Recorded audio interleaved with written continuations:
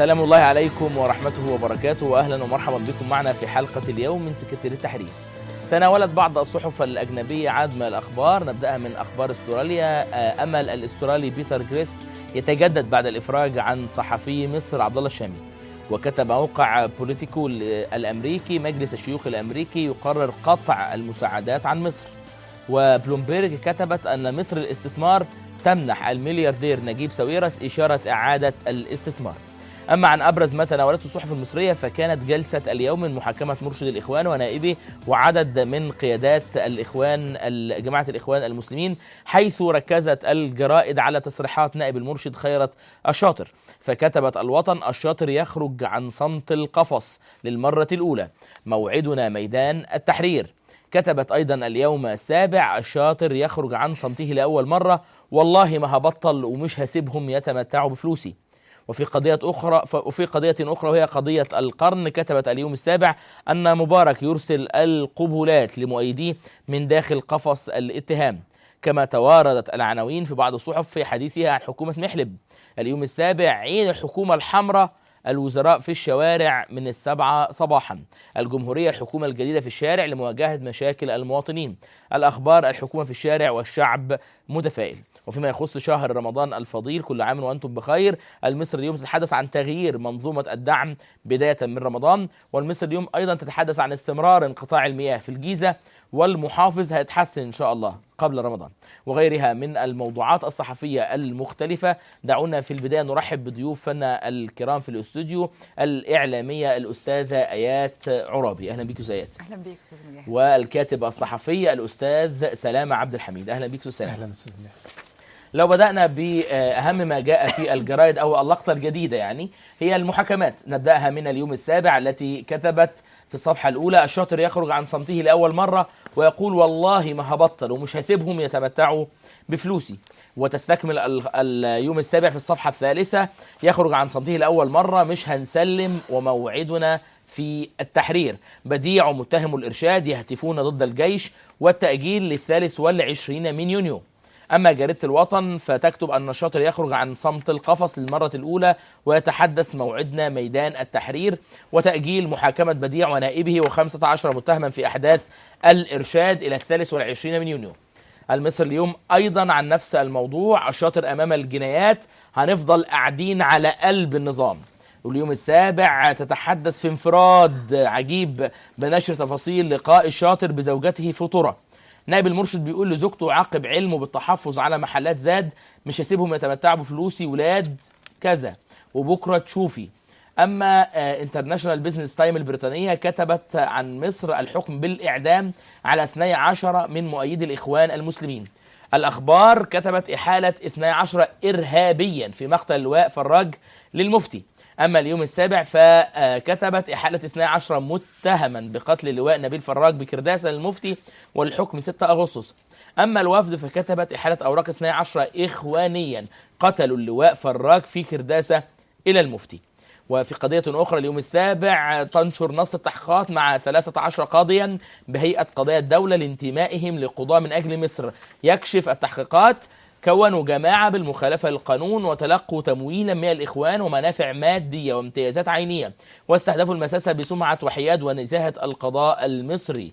القضاة ينكرون انتمائهم للحركة، وفيديو يكشف حضورهم مؤتمراتها لإعلان نتيجة الرئاسة في الإعادة.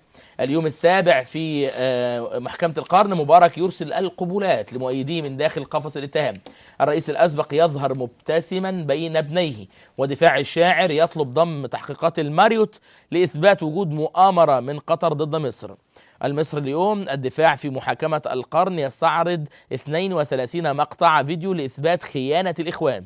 محامي الشاعر: الجماعة دبرت الفوضى وعلى الشعب الاعتذار لمبارك. والمحاكمة تؤجل إلى 6 يونيو. أما من أخبار استراليا كتبت: أمل الأسترالي بيتر غريست يتجدد بعد الإفراج عن صحفي مصر وهو الزميل عبد الله الشامي. إذن هناك أكثر من موضوع يتخلص بالمحاكمات. نبدأه بما ركزت عليه الصحف في تصريحات خيرت الشاطر. هو خيرت الشاطر طبعا موضوع مهم، لأنه احنا لسه بعد يومين من قفل زاد وسعودي. نعم. الماركت الكبيرة اللي في مصر اللي جاية قبل رمضان بأيام، واللي الناس يعني محدش مدرك لغايه دلوقتي ليه بيتقفلوا، وبعدين اكتشفنا بعد شويه انه الناس الحكومه بتقرر انها تديرهم بنفسها، يعني حاجه كده شبه التأميم يعني. عموما خيرت الشاطر بقاله تقريبا 10 شهور بيتحاكم، ولا مره اتكلم، اخيرا نطق زي ما بيقولوا يعني. احنا شفنا النهارده حتى فيديوهات انه الراجل بيتكلم، بس كل الكلام اللي قاله خيرت الشاطر يعني ما فيش مشكله، والله ما هنبطل، مش هنسيبهم يتمتعوا بفلوس. طبيعي واحد عنده فلوس والحكومه صدرتها، طبيعي انه يقول الكلام ده. بس كمان انا يعني منزعج جدا الحقيقه من فكره انه التركيز على كلامه مع مراته. ده اولا انفراد يوم السابع، هو مش انفراد طبعا، هو دي حسب جريمة، ما كتب دي اليوم جريمه السابع انه مكتمله انفراد. الاركان مبدئيا يعني. ليه مش انفراد وليه جريمه؟ الانفراد بيكون الحاجه اللي الصحفي بيشتغل عليها، ده طبعا حاجه متسربه للصحفي جايه له في ظرف يعني. مستحيل يكون الصحفي كان تحت الترابيزه او بينهم في وسطهم هم بيتكلموا يعني. حضرتك بتتكلم على فكره ان خيرت شاطر مع زوجته في طرق، الراجل في مقابله بينه وبين مراته. مستحيل طبعا الصحفي يكون موجود في المقابله دي. لا يعني لا يمكن انه يدخل طرة يحضر المقابله، ولا يمكن اصلا انه يدخل يحضر مقابله حتى لو في مكان تاني غير طرة. مبدئيا انت بتتكلم عن حقوق متهم لم يثبت ادانته حتى الان، تم انتهاكها بشكل سافر جدا في مقابله شخصيه جدا بينه وبين زوجته. دي جريمه الحقيقه. لو احنا عندنا طب قانون ربما بجد ربما يكون الزوجه سربت هذه المعلومات مثلا معلش يعني. ليه؟ كان لازم يقول. هو مش من حق الصحفي لا، ان هو يحفظ على مصادره، يحفظ مصادره ولا أنا يعلن معاك عنه. في ده، بس انت المره دي انا بقول لك دي وفقا للقانون المصري دي جريمه. لازم تدافع عن نفسك. انا كصحفي لما انشر حاجه زي دي ممكن ادان فيها لو عندي قانون حقيقي ومحاكمات حقيقيه. لو الست دي والراجل ده خيرت الشاطر ومراته مواطنين طبيعيين في بلد طبيعي كانوا رفعوا قضيه على الصحفي وعلى الجريده، وكانت توصل لمرحله يعني ربما يكون فيها سجن كمان. ده الطبيعي. بس ده مش اول تسريب، يعني كان في تسريب ايضا للدكتور محمد وكلها مرسي جرائم. مثلا مع الدكتور سيم العوض، وكلها جرائم. كل دي جرائم اعلاميه لابد ان يتم التوقف عندها ولابد ان يتم التحقيق فيها، وربما ياتي طب وقت. انا هسالك سؤال محدد يا استاذ سلامه. لو تخيلت انا صحفي في احدى هذه الجرائد واتى لي احد الناس من الامن اللي يكون حاضرين يعني هذا اللقاء او موجودين واقفين قدرا، وقال لي ان انا سمعت مرات خيرت الشاطر بتقول له كذا وهو بيرد عليها كذا، شوف ايه انا كصحفي بالنسبه لي عندي انفراد، عندي حاجه اتقالت بين اتنين محدش كان حاضر الا العسكري ده او امين الشرطه ده، فانا بالنسبه لي ان انا اخد الموضوع ده احطه عندي هيبقى انفراد. خلينا نفصصها شويه، نبسطها اكتر. هل المصدر اللي قال لي كده ده مصدر ثقه انا واثق يعني معاه تسجيل مثلا عنده فيديو للحاجات اللي حصلت؟ اكيد لا. ربما يكون عنده تسجيل بس حتى التسجيل ده خارج القانون، لا يصح نشره، لا يجوز نشره. ثم انا كصحفي لما بتجيلي معلومه زي دي عن متهم، نعم، متهم محتجز قيد الاحتجاز، مش من حقي انشرها. فاكر لما كنا زمان بنقول ان المحكمه قررت منع بث المحاكمات او منع النشر عن المحاكمات؟ دي حاجه شبه كده. هو له حقوق شخصيه كمتهم مش من حقك انك تنتهكها. انت انتهكت حقوقه الشخصيه كمتهم، ثم انتهكت حوار شخصي بينه وبين زوجته، وده يعني جرم اكبر كمان، ثم كمان قلت كلام ما عندكش عليه دليل او انت ما قلتش دليل عليه. كل دي مشكلات مهنيه اولا ثم جنائيه ثانيا.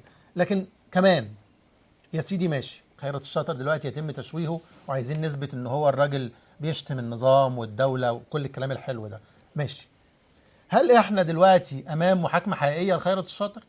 هل الراجل ده يتمتع بحقوقه كمتهم؟ هل الراجل ده من حقه يرفع قضيه على الصحيفه او على اللي سرب للصحيفه؟ اكيد في حد سرب للصحيفه. هل من حقه يعمل كده؟ ما اظنش ان ده هيحصل. حتى لو راح قدم بلاغ للنائب العام هيتركن. طيب احنا بنتكلم لو الانفراد ده حقيقي، يعني قصدي ده فعلا حصل، مش هو ما قالش حاجه غلط. يعني احنا قاعدين على قلبهم، احنا مش هنسيبهم يتمتعوا بفلوسنا. اي حد في مكانه هيقول اكتر من كده كمان.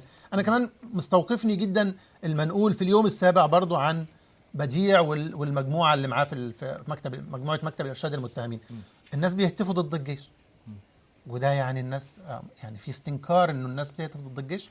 متهم الجيش حبسه بيهتف ضد الجيش. عايز افكركم بس ان احنا قعدنا سنه ونص في الشارع بنهتف ضد الجيش. مش عيب يعني ولا حرام؟ الجيش مش مقدس. وكانوا وقتها الاخوان بيتحفظوا على وما زالوا بيتحفظوا للاسف الشديد. يعني عندنا مشكله اكبر كمان.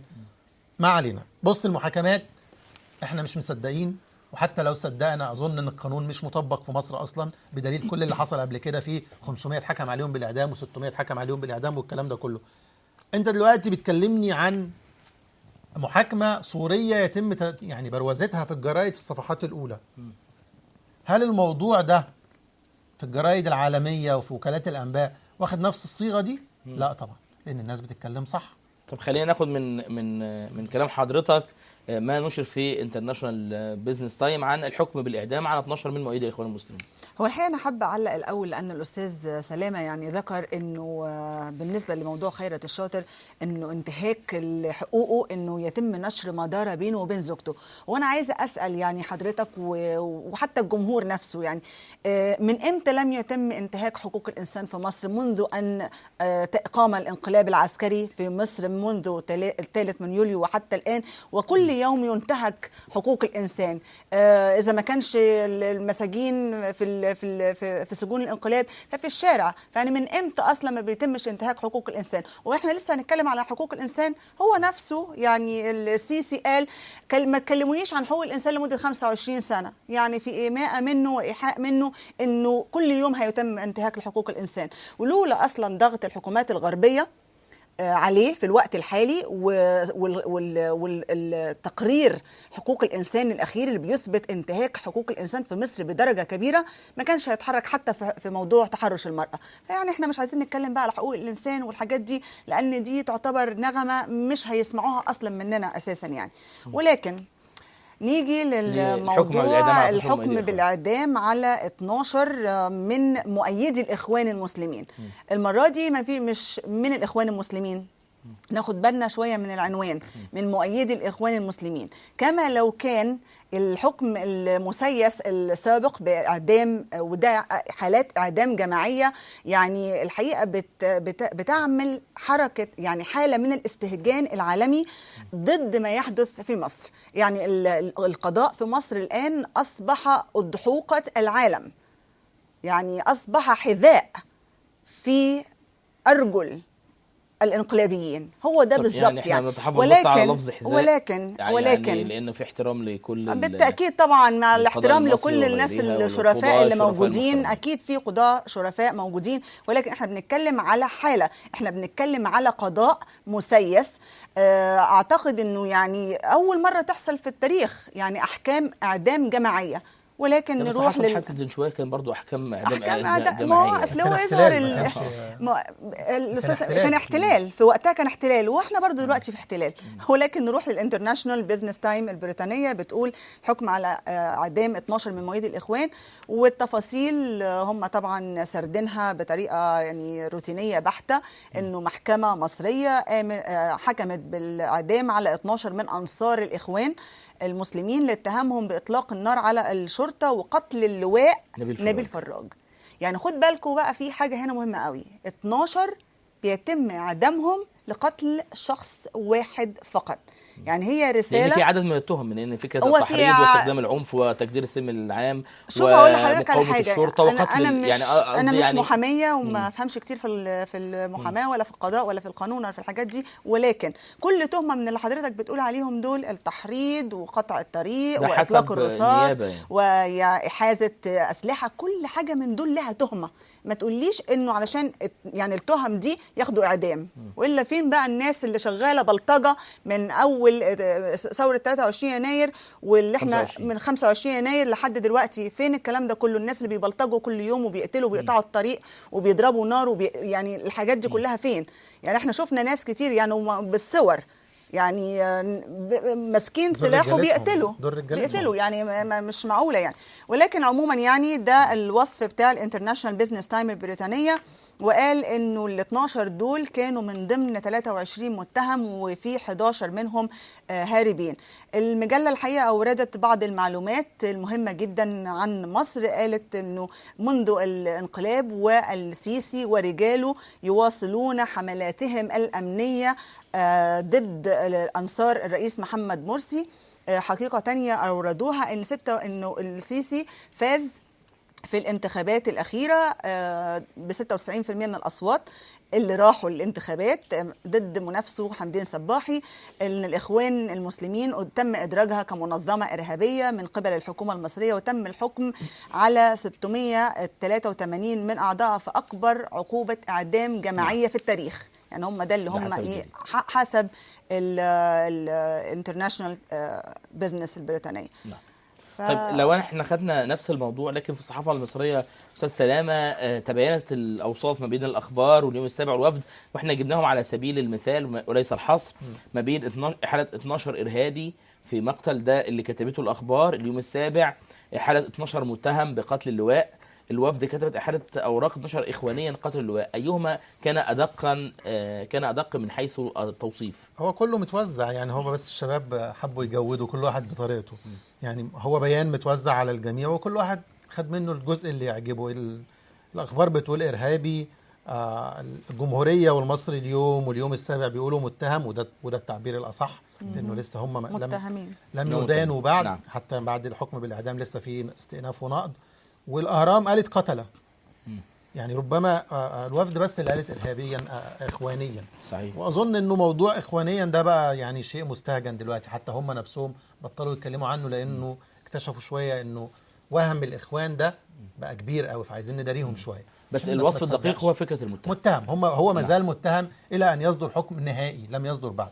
طيب. خلينا ما نفوتش مبارك، ما احنا كنا لسه ننتقل الى مبارك حبيبنا برضه يعني، والراجل واللواء الشاعر عايزنا نعتذر له. يعني لازم نقول له احنا اسفين بقى، اسفين يا مبارك. ليه؟ ما عنده حمله كبيره اسمها اسفين يا ريس مبارك.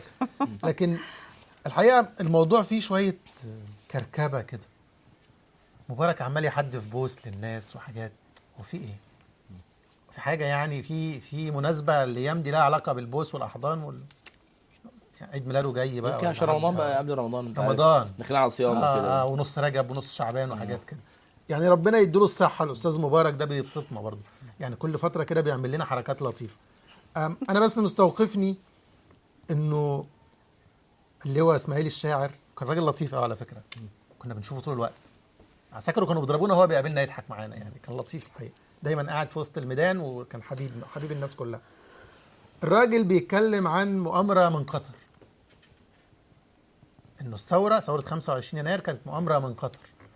قطر دي جامده قوي يعني، اللي عملت ثوره 25 اللي شالت مبارك دي. يعني يا جماعه شويه عقل. وبعدين بيقول في مكان تاني في المصري اليوم اظن انه خليه ماريوت اللي هي هو الدفاع طالب بضم قضيه خليه الزملاء في الجزيره انجلش، هي دي خليه ماريوت. دي دليل يعني قوي جدا على انه قطر هي اللي دبرت ثوره 25 يناير، رغم انه خليه ماريوت للناس اللي مركزه معانا شويه في الاخبار، خليه ماريوت دي لما اتفرغت في المحكمه الفيديوهات اللي اتعرضت كانت من كينيا ومن استراليا، يعني مش من مصر اصلا. صحيح. فيعني هل كينيا واستراليا ولا قطر بقى؟ ما تلخبطوناش يعني. خلينا نرسى على بر. عايزين نعتذر لمبارك، لازم نعتذر لمبارك. مبارك كان راجل طيب مقارنه بالسيسي الحقيقه. طيب بيتر جريست، اخبار استراليا نشرت عن بيتر جريست انه يتجدد بالنسبه له الامل في الافراج عنه بعد الافراج عن عبد الله الشامي. طبعا ليس الامل له وحده، لكن هذا ما كتبته اخبار بالتاكيد طبعا. يعني اتمنى لهم جميعا الخروج السليم. هو الحقيقه يعني احنا بالافراج عن الزميل عبد الله الشامي امبارح كانت سعاده، يعني دخلت كل البيوت، لأن عبد الله دخل المعتقل صحيح صحفي ولكن خرج منه بطل يعني. فحتى المشهد امبارح استوقفني كثيرا، يعني مشهد خروجه والمجموعه كبيره جدا، عشرات يعني نقول عشرات من الاصدقاء كانوا في الاستقبال، وده يعني حاجه جميله جدا. امبارح احنا اتكلمنا على الكندي برضو في احدى الصحف الكنديه، انه محمد فهمي المصري الكندي صحيح. تجدد لديه الامل. اليوم الاسترالي بيتر جريست هو كمان بيتجدد عنده الامل. الخبر بيقول، طبعا انت قلت العنوان فاحنا هندخل في التفاصيل. التفاصيل بتقول خبر الافراج عن صحفي الجزيره عبد الله الشامي، واللي كان مضرب عن الطعام لاكثر من 4 شهور احتجاجا على اعتقاله من غير تهمه لفتره طويله في مصر، بعث الامل مجددا في روح زملائه المحبوسين. طبعا يعني احنا اتكلمنا في الكلام ده امبارح، ولكن بيقول ان نشر الخبر اتنشر حقيقه مع صوره عبد الله، واعتقد ان ده يعني من الحاجات اللي ادت جريست امل. نشروا الخبر مع صوره لعبد الله ووالدته بتعانقه وحواليه زوجته وحواليه العشرات من الاصدقاء، واعتقد ان ده يمكن يعني اعطى دفعه كبيره لزملائه ان هم يكون لهم عندهم امل. بيقول طبعا الخبر انه النائب العام افرج عنه نظرا لظروفه الصحيه، وبعد كده اسردت الصحيفه قالت انه كان في صور حديثه نشرت لعبد الله في ملابس السجن وبدا شكله هزيل وشاحب، وهو كان اصلا بدين شويه، ولكن خروج عبد الله يعتبر انتصار لارادته على اداره السجن التي تعمدت حبسه انفراديا، ولكن بعد اصرار اسرته ان هو يذهب الى المستشفى ذهب الى المستشفى وكان عنده هبوط حاد وضعف في ضربات القلب اللي اضطرت على اثرها السلطات انها تفرج عنه. المهم انه الصحيفه طبعا اوردت الحكايه من اولها، بتفكر القراء بتوعها انه عبد الله وزملائه محمد فهمي وبيتر جريست تم القبض عليهم مع اخرين عقب هجوم الامن المصري على انصار الرئيس محمد مرسي، واتهمهم المسؤولين المصريين ان هم يعني بيدعموا الاخوان. على الرغم من نفي شبكة الجزيرة هذه التهم، ولكن تم القبض عليهم وزجهم في المعتقل.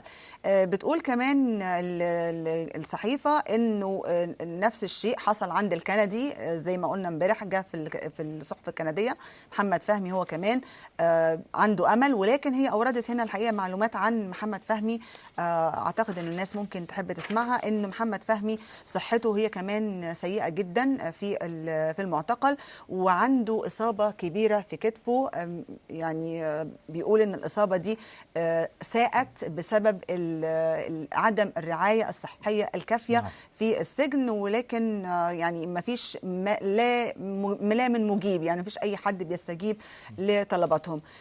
بيقول إحنا في النهاية عندنا أمل كبير قوي إن بما إن السلطات المصرية أفرجت عن زميلنا عبد الله الشامي إنها تفرج عننا، وأسردوا بعض الكلمات لمحمد فهمي. هنكتفي بس بالقدر ده يا استاذ بالظبط، ما فيش مشكله، اصل هو الكلام عموما متكرر من امبارح عن الصحيفه الكنديه. لو تحدثنا عن خفض المساعدات الامريكيه، موقع بوليتيكو السياسه الامريكيه يكتب ان مجلس الشيوخ الامريكي يقرر قطع المساعدات عن مصر. أما هذا الخبر ورد في الصحافة المصرية، ففي المصري اليوم مجلس الشيوخ الأمريكي يخفض 26% من المساعدات لمصر، واليوم السابع تكتب نفس الموضوع، مجلس الشيوخ يخفض 400 مليون دولار من المساعدات الأمريكية لمصر. سريعا أستاذة آيات، هو تقريبا نفس الموضوع يعني.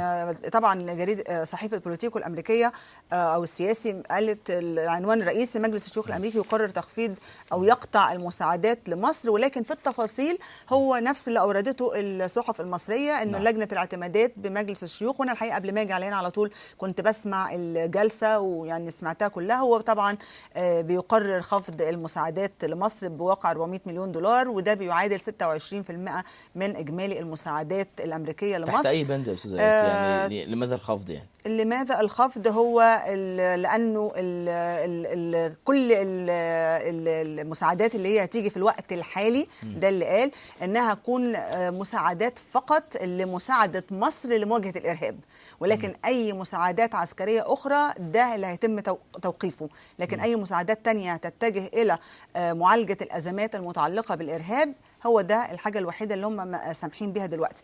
والكلام ده اللي جاء على لسان السيناتور الجمهوري لينسي جراهام، وده كان في لجنة الاعتمادات اللي قال انه مصر عليها ان تدرك اننا نتوقع منها المضي قدما نحو الديمقراطية، واضاف ان احنا عايزين نساعد مصر، ولكن مصر لابد ان تساعد نفسها اولا. وطبعا دي إيماءة الى الانتهاكات المتكررة لحقوق الانسان في مصر، ولكن ده ما يمنعش ان هم يدولهم مساعدات للمساهمة في حرب على الإرهاب. طب ده خلينا نسأل الأستاذ سلامة سؤال ربما ليس فنيا ولكن قراءة. هي فكرة دائما وأبدا أمريكا حاضرة مع مؤيدي الانقلاب أو مؤيدي الشرعية. مؤيدي الشرعية يحمل أمريكا أنها هي التي خططت للانقلاب، وبناء عليه هي باركت الجهود المصرية وبعثت برقية وما شابه ذلك. على الناحية الأخرى مؤيدي الشرعية يعني مؤيدي الانقلاب يقولوا أن أمريكا يعني أن السيسي جاء ليقطع طريق عن التحالف الأمريكي الإخواني، وربما هذا الخبر يصب في هذا الاتجاه. امريكا خفضت المعونه وتمسك مصر من ايد المعونه، بس وهتطلع هو حملات عموماً بقى ان لأن احنا ضد امريكا المعونه كمان وكل بتعاني من ازمه اقتصاديه كبيره، واعتقد انه تخفيض المعونات اللي رايحه لمصر يعني جزء من تخفيض معونات دول كتير. يعني جزء من تخفيض ده مهم الموازنه، معلومة. لان ده مهم جدا، لانه امريكا نفسها بتعاني من ازمه اقتصاديه. طيب هو يعني السيسي بعد الانقلاب مباشرة كسر مناخير أوباما اللي هو أخوه إخوان طبعا زي ما احنا عارفين.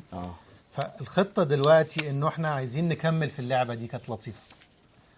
أنت النهاردة تحديدا الاتحاد الأفريقي قرر يعيد مصر لاجتماعاته من جديد. باعتبار إن الاتحاد الأفريقي قرر يسترد مصر اللي هي مؤسسة أصلا للاتحاد، احنا بقى عايزين نلعب على الناحية الثانية، الوينج الشمال اللي هو بتاع امريكا واخوان، واوباما اخوه اخوان وهو خليه نايمه والحاجات دي.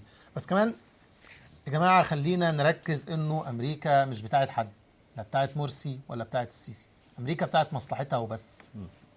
انت هتحقق لي مصلحتي انا معاك، مصلحتي وبما فيها مصلحه اسرائيل كمان.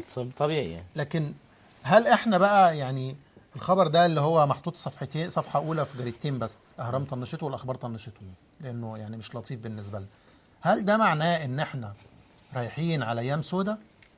امريكا بابا وماما، يعني ما حدش يقدر يتكلم في الموضوع ده خالص، خصوصا بالنسبه للجيش المصري. لو امريكا قررت ان الجيش المصري يقفل بكره هيقفل بكره. احنا بنتكلم على بلاطه يعني.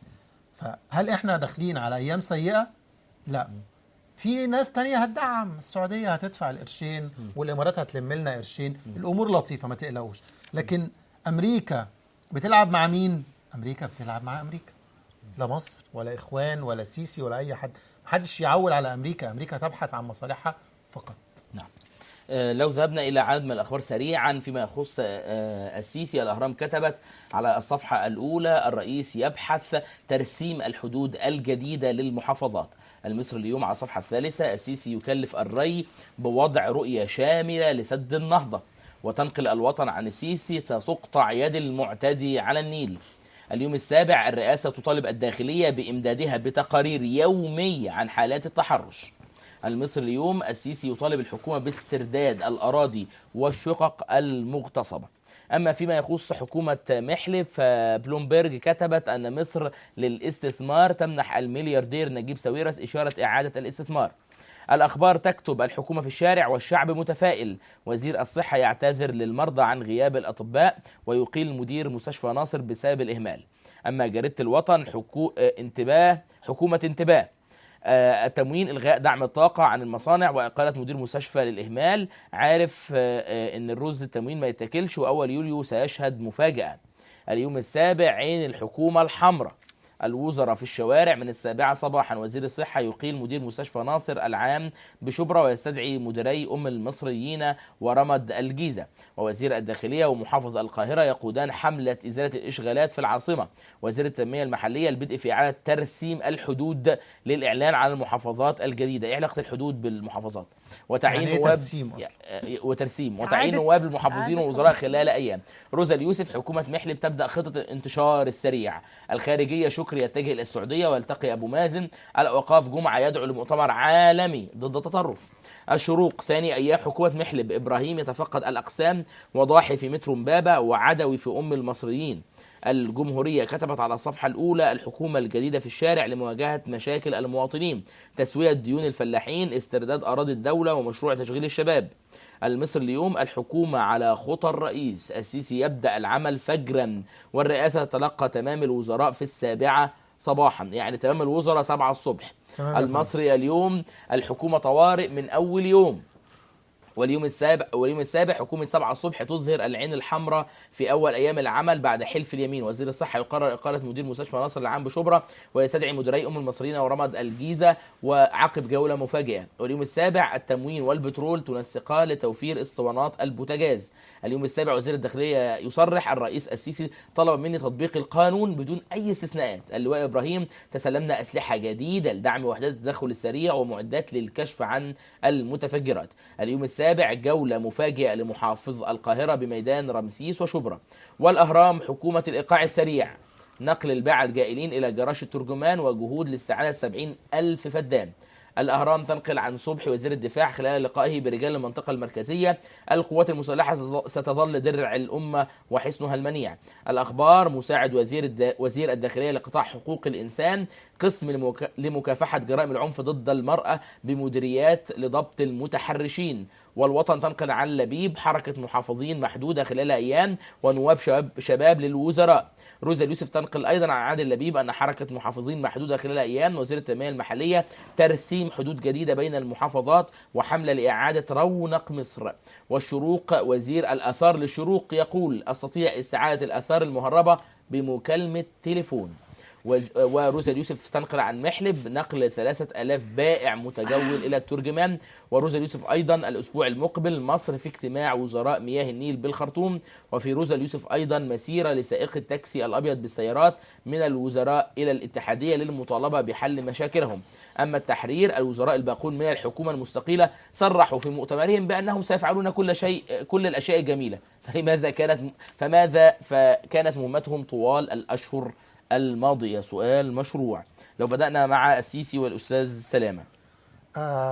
تصريحاته يعني سيبك من السيسي، خلينا نبدأ من الآخر. ليه الراجل مكتوبة الأهرام: الرئيس يبحث ترسيم الحدود الجديدة للمحافظات؟ وفي جورنال تاني الكلام ده منشور على لسان اللي هو عادل لبيب مش على لسان السيسي. الأهرام مجودة بس شوية. ده تصريح اللي هو عادل لبيب وزير التنمية المحلية. ما علينا، السيسي هيرسم الحدود. ده في صورة كمان منشورة، هو قاعد على الخريطة عارف انت الحاجات دي. بس كمان يعني بس وزير التنمية المحلية وقت الدكتور مرسي قال نفس الكلام، يعني كل الناس كان في مؤتمر ايضا وقال نفس الكلام: ترسيم المحافظات. بس فكرة الترسيم والظهير الصحراوي فكرة الترسيم دي عايزين بس نقول لزمايلنا شوية عربي بس. الترسيم دي فيما يخص الحدود الدول. في المحافظات ما اسمهاش ترسيم، اسمها تقسيم. فرق كبير بين الترسيم والتقسيم. الترسيم ده اللي هو دولتين بيرسموا الحدود. لكن في دولة داخل الدولة انت المحافظة اخرها هنا واولها هنا، ده اسمه تقسيم محلي، كمان تقسيم اداري محلي. الترسيم ده موضوع اكبر يعني هي شوية. فرق ايقاف عن يا سيدي يعني مش مشكلة، بس فرق كبير في المعنى. صحيح. ما جاتش على دي. بس خلينا نبدأ من الاخر، من السؤال بتاع التحرير. هم دول في 6 وزراء باقيين من ايام مرسي، بما فيهم رئيس الجمهورية المنتخب كده، يعني هو نفسه كان وزير ايام مرسي، وقالوا كلام كتير برضو ايام مرسي، وقالوا كلام كتير في الفترة الانتقالية بعد مرسي، ودلوقتي بيقولوا نفس الكلام الكبير. طب نشتغل بس شوية، اصحوا 7 الصبح، اصحوا 8 الصبح. ده تمامهم 7 الصبح حسب الأخبار. والله موضوع تمامهم ده شوية مشكوك فيه. أنا قعدت أعد ورا حضرتك وأنت بتقرأ كل الأخبار الكتير دي، عديتهم 12 وزير. احنا عندنا 36، مش كده؟ صح؟ في 14 وزير غياب. مين اللي خد الغياب بقى بتاع التمام؟ ما هو في 12 هيبقوا النهارده و14 ثاني يوم. بيقسموا عشان الزحمه يعني. بس يعني ليه العجل ما بيعملش زحمه؟ والصحيان بدري. لا العجل ما بيعملش زحمه. يعني لما كل واحد فيهم يركب البسكليته بتاعته ما بيعملوش زحمه. وبعدين يعني انا والله يعني مش عايزين نضايقهم، احنا عايزينهم يشتغلوا. هم هيشتغلوا والناس هتبقى مبسوطه. انا شايف عنوان هنا بيقول: والشعب سعيد ومتفائل. اهم حاجه. طيب احنا داخلين على رمضان والدنيا حر والكهرباء بتقطع كل يوم. الشعب سعيد ومتفائل بيه بالظبط بحركه الناس تصحى بدري. حركه الحكومه دي يعني الحركه طيب. بركه يا استاذ. طب انا هقول لك حاجه. الراجل وزير التموين بيقول: معلش استحملونا شويه، الاسعار غليت بس ان شاء الله هننزلها، داخلين على رمضان. ادي اول سعاده. ثانيا الراجل وزير البترول بيقول: هنرفع الدعم عن الوقود. ادي تاني سعاده. الراجل محافظ القاهره بيتكلم عن الوقود بالنسبه للمصانع. لا طيب مصانع، انت رفعت الدعم عن الوقود بتاعها، السلع بتاعت المصانع هتعمل ايه؟ تطلع السما. بس انت في الاخر اللي بتدفع الثمن. بس ده كان طلب من مطالب الناس، هي فكره ان انت ترفع الدعم عن رجال الاعمال وعن مصانع الكثيفه الصناعه. بس ده مرحله لاحقه، لان انت تظبط الايقاع بتاع المصانع دي وتحط قانون واضح للاسعار، تظبط اسعار السوق. انت دلوقتي هترفع ما فيش دوله بتعمل قانون للاسعار. لا، في كمان في حاجه اسمها جمعيات حمايه حقوق المستهلك، اللي المفروض يبقى وزاره التنميه ووزاره التضامن مسؤوله عنها، اللي مش بتشتغل خالص. يعني انا النهارده اصحى من النوم الاقي الحاجه اللي كانت بجنيه امبارح بقت ب5 جنيه وتقول لي ده سوق حر؟ لا طبعا، في قوانين بتضبط الامور. انت كمان بتتكلم عن محافظ القاهره اللي شادد جدا على الباعة الجائلين كل يوم تقريبا. الباعة الجائلين دول رجالتكم يا جماعه، عيب. يا جماعه ما تاكلوش. هيوديهم الترجمان خلاص ويعملوا مكان هناك. هتعمل ايه في الترجمان؟ حضرتك قاهري، هتروح الترجمان تشتري من الباعة الجايين اللي هناك؟ مستحيل. هيموتوا هناك في الحر وفي الدوشه اللي هناك دي، الله يرحمهم. يعني انت عايز تقول لي انه في مثلا على الاقل 10,000 بائع جائل في منطقه رمسيس تحديدا هتوديهم الترجمان؟ هيعملوا ايه في الترجمان؟ هيشتغلوا، هيبيعوا لمين يعني؟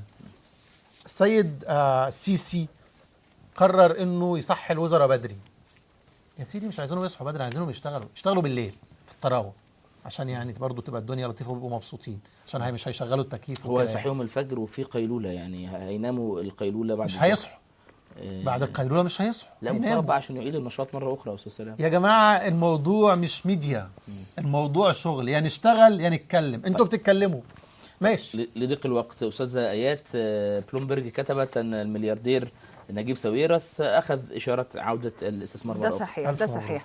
هو الخبر بيقول الهيئه العامه للرقابه الماليه في مصر اعطت اشاره للبلياردير ملياردير نجيب ساويرس انه يعيد الاستثمار مره اخرى.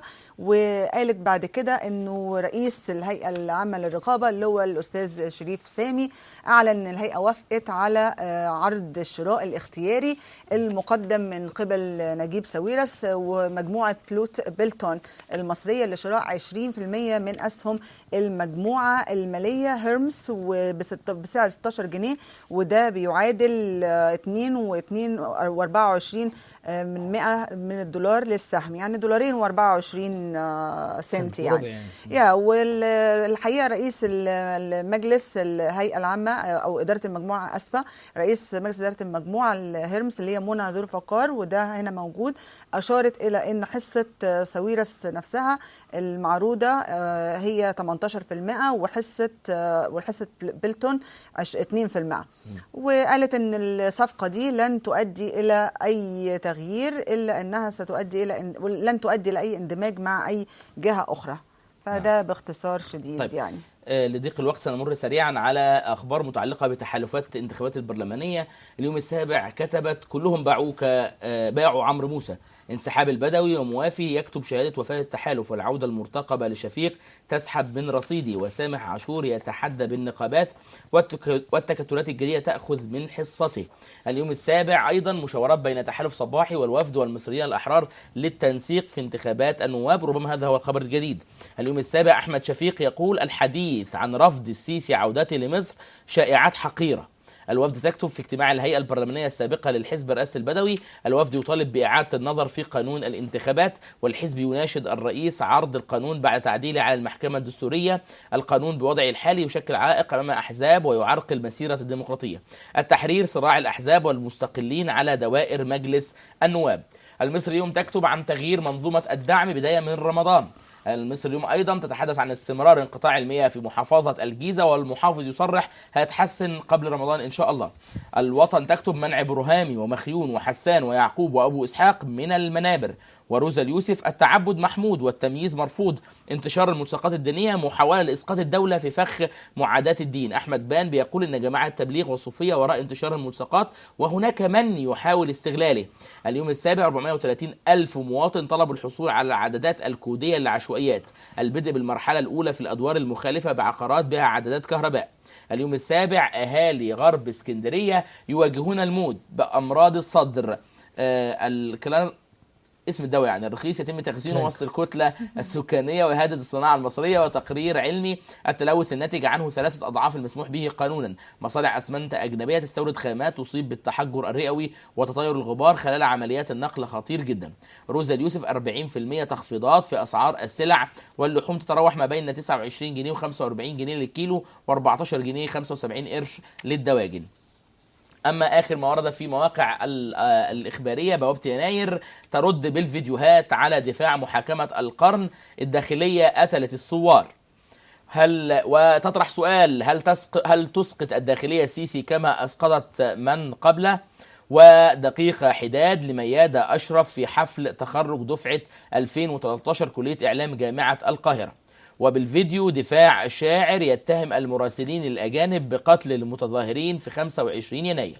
أما على بوابة القاهرة حزب النور يقول تصريحات الحكومة عن ملصق النبي فجة، وبرهامي يقول إزالة ملصق النبي يروج لحرب ضد الدين. جريدة المصريون النور على شفا حفرة من الحل، قوة مدنية لا مكان له بعد اليوم والحزب يرد القضاء بيننا. وفيديو وزير الأوقاف هل صليت على النبي اليوم دعوة مريبة. وفي خبر آخر جبرائيل يرفع دعوة لحظر أنشطة حزب النور. ومصطفى بكري يقول أن السيسي يمتلك تسجيلات تدين البردعي. لو نأخذ تعليق سريع من أستاذ سلامة ثم أستاذ آيات قبل أن نختم هذه الحلقة. أنا مش مهتم قوي بموضوع الانتخابات البرلمانية هتتعمل زي ما اتعملت الانتخابات الرئاسية، لكن أنا عايز بس يعني أقول لفريق الشفيق اهدى شوية، ما تعصبش نفسك. يعني بلا فجة بلا حقيرة بلا سباك كلام، اهدى. أنت كنت راجل لطيف، خليك لطيف، كمل للآخر لطيف عشان السيسي ما يزعلش عليك. لو زعل منك هتبقى يعني عندك مشكلة. خلي سيادنا راضيين عنك يعني. سيادنا راضيين عنك. زي ما كنا لسه بنقول منظومة الدعم هتتغير، الأسعار السلع هتزيد، رمضان ده الطبيعي بتاعه.